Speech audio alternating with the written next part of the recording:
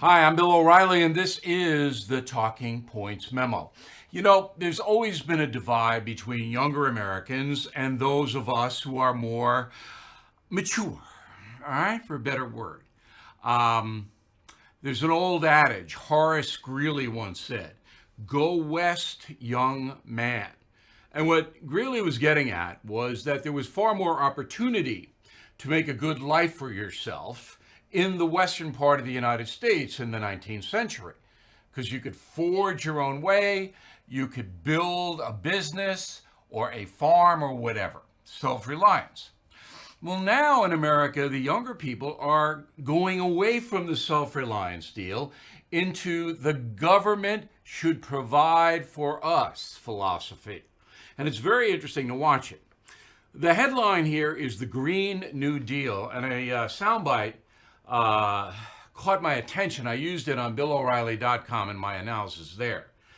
Beto O'Rourke, fading fast as a Democratic contender because of Mayor Pete, said to a group, said on MSNBC, of course, I want to make sure those who work in the oil and gas industry, those who work in the fossil fuel industry are brought along as partners to make sure that we make this transition in the 10 years we have left to us. Now, was Mr. O'Rourke saying the world is going to end in 10 years? That global warming, climate change is going to cause the death of mankind? I don't really know. And of course, the MSNBC anchor, yeah, oh yeah. Of course, didn't say, well, what do you mean? But no. But it is clear that Beto O'Rourke and many other of the Democratic contenders want the Green New Deal. And the Green New Deal is essentially the government controls every aspect of our lives. Everything.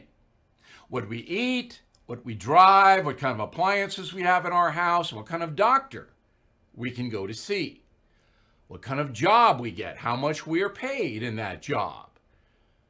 All of it is tied into the Green New Deal. So that there's a central apparatus in Washington, D.C., and in the state capitals, which would carry out Washington's orders, that would provide a new deal for Americans that would wipe out any kind of climate menace. Now, this is insane on a number of fronts, but the most important for the younger Americans to understand, and I don't believe they will, is that you are basically saying, we'd like Joseph Stalin to come in here and run the United States. Because you cannot impose this kind of a thing, this Green New Deal, unless you have totalitarianism. You can't. The government has to say, this is what you're going to do, and if you don't do it, we're going to punish you. So if you drive a car that we don't like, you'll be fined, or we'll take the car away, or we'll arrest you. If you eat food that we don't believe is proper, we're going to make you pay for it. Not the food, but the action of actually eating it. So it becomes a dependency. And many young Americans, maybe most, are willing to sacrifice their autonomy for dependency. They want to be dependent on a government to tell them what to do, because then climate change would go away. I'm telling you, ladies and gentlemen, I've seen some pretty frightening things in my 45 years in journalism.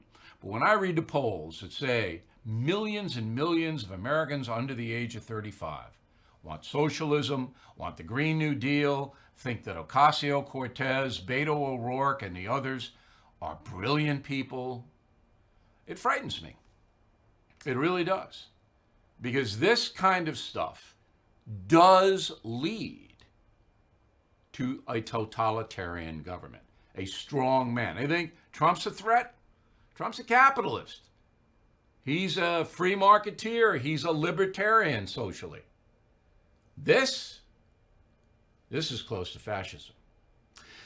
I'm Bill O'Reilly for Newsmax, reminding you we will have more commentary on BillO'Reilly.com, and you might want to check out my new book, Killing the SS, great Father's Day gift. Mom might like it too, but it's a little tough. And also premium membership on our website, BillO'Reilly.com. Great Father's and Mother's Day gifts. and we will see you soon.